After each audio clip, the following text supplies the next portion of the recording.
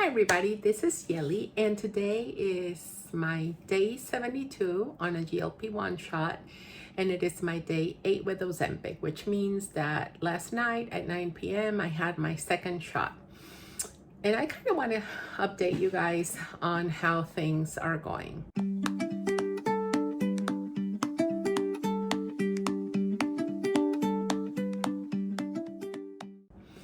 I think the first week I was on Ozempic, but I also was still, on Mounjaro because my sugar was not rising much, and I was hopeful because I thought, well, it is kind of escalating a little bit, but not as much as I thought it could be, since I am on a half dose of Ozempic than the comparable, right, to Mounjaro. I am on the loading dose of Ozempic, and I was already at 5 milligrams Mounjaro. So that being said, this is my second shot, and even though it's the first day of the second shot, my sugar is still maintaining high.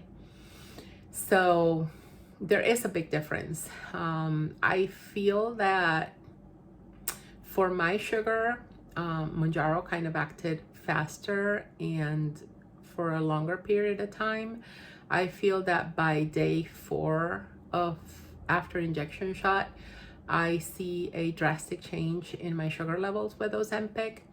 I am back again on both doses of metformin. So I was expecting it to rise, but I think it's gone up a little more than I wanted to. So let me give you guys detailed examples so that you can understand where I'm going with this. With Mounjaro on 5 milligrams, I know that I'm not comparing apples to apples, but still, I would eat and my sugar would typically go up 20 to 30 points, and kind of never really above 140, which was where I kind of wanted to be, because above 140 is when I've heard, and again, I'm not a doctor, I am not a scientist, I do not nothing that I say is medical advice. I'm just talking about my experience, what I've heard, what I've researched, and if anything that I say makes sense to you, bring it up with your physicians and start a conversation with them, and they're the ones who are going to tell you if this is okay for you or not, because I only know my own medical history. I don't know anybody else's. So back on this, I've heard that above 140 is when sugar starts damaging your body, right? So I was quite happy with this, and even on the days closer to the shot, even if it rose a little bit over 140, it was like 145, and it was for a brief period of time. So with Ozempic, this now at this point that I think I really kind of don't have any, or at least not much of Mounjaro left. And again, I am on I'm loading dose of Ozempic, right? My sugar and my sugar with Mounjaro used to go back down to the 90s after, the curve was softer, so the peaks weren't like super pointy. It was softer, but there were still peaks, even though I'm maintaining between 25 and 30 grams of carbs per meal, right? So it went down to the 90s or low hundreds, like 105 or 90 something. And even if I exercised a little bit or took a little longer to have my other meal, I would go into the 80s even. Nowadays, and I can talk about today, I think my lowest has been 125. No matter how long, and yesterday was kind of like that way too, but yesterday was kind of like the worst day to compare because it's the day of the shot and I take it at night. So basically it's the day before the shot, right? but I haven't seen it gone down as well as I was seeing it go down the first days of the first shot. And so this means that I spend a longer time with higher sugar, and I am spacing my meals even more than what I was with Mounjaro. And I am really measuring well so that I don't go above the carbs. And if anything, I'm trying to stay below 20, 25 max. And still, my sugar went up. This morning, like, I had for breakfast like two cheese sticks and like just not even a handful of pistachios. It was just an amount, and I'm counting the carbs, the calories, I'm everything, okay?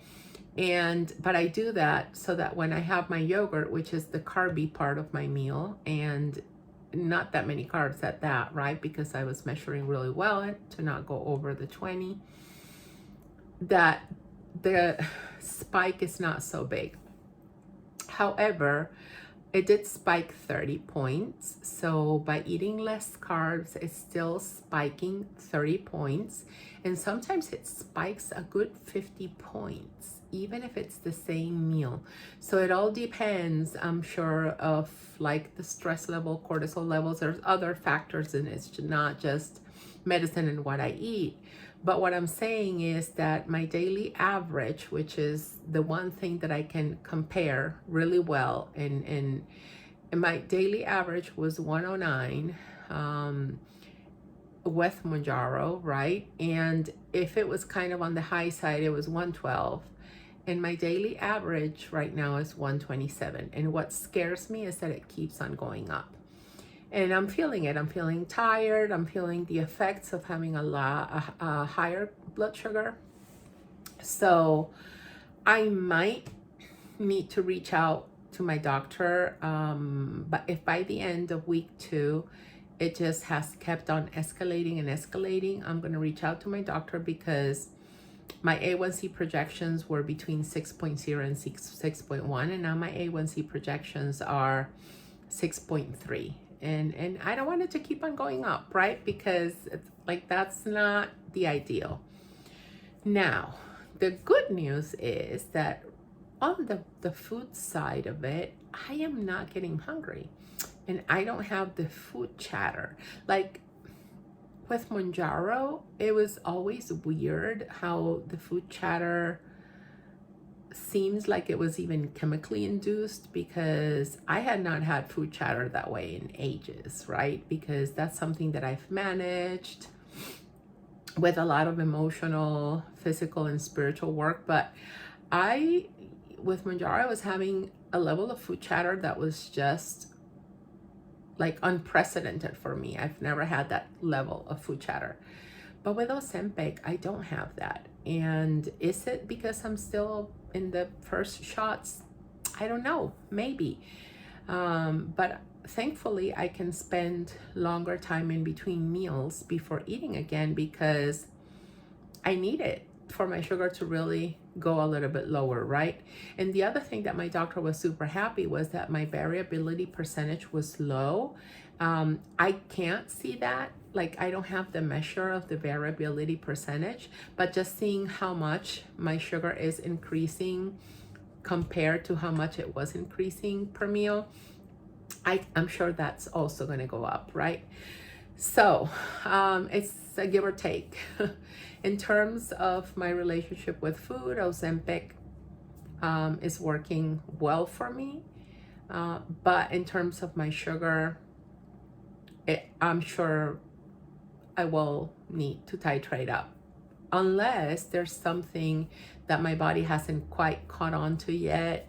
And my body was kind of trying to just get back what it had with Mounjaro. So I don't know, right? It could have to do with that. So I'm giving it some more time before reaching out to my doctor and just asking her and be like, hey, is there any way that after 3 weeks, instead of taking the 4th shot of 0 to 0.5, can I just do the 4th shot at 0.5? Because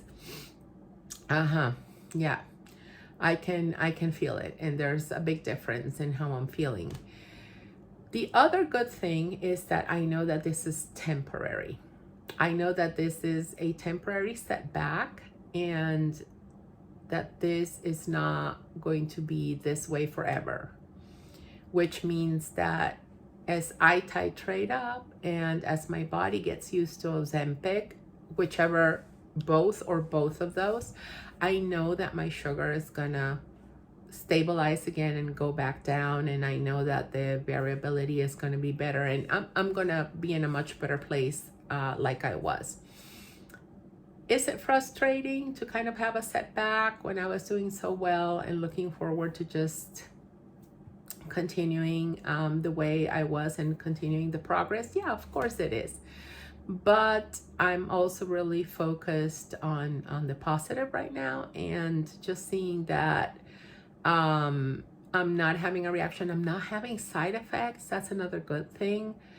When I take my shot, I do have to say that there's a little bit of lightheadedness, but that just lasts like 30-40 minutes. I do make sure to take it before bedtime, so I go to bed really early the day I take the shot, but I wake up fine. And I'm not even burpy today. Like, I don't even have that, and I've had no headaches. I know that right now my issue is kind of like stomach wise. I'm going too much, but I'm also on the full dose of metformin again, and metformin does that to me. So I can't really just blame Ozempic for that, because I know that I'm back on more metformin. Would it be better to have more metformin? Yes, it would. I just don't know if I can tolerate it, because I know that my primary care physician at one point wanted me on 500 3 times a day because I can't tolerate the extended release version. So yeah, I mean, it could be a way to go, but I really don't want to just live in the bathroom, because it's just not fun, right? I might just have to start taking the probiotics that I was taking again, and I kind of forgot to continue taking those, but like, I don't have any numbness anywhere. Like, you know, my side effects are just basically zero, which I love.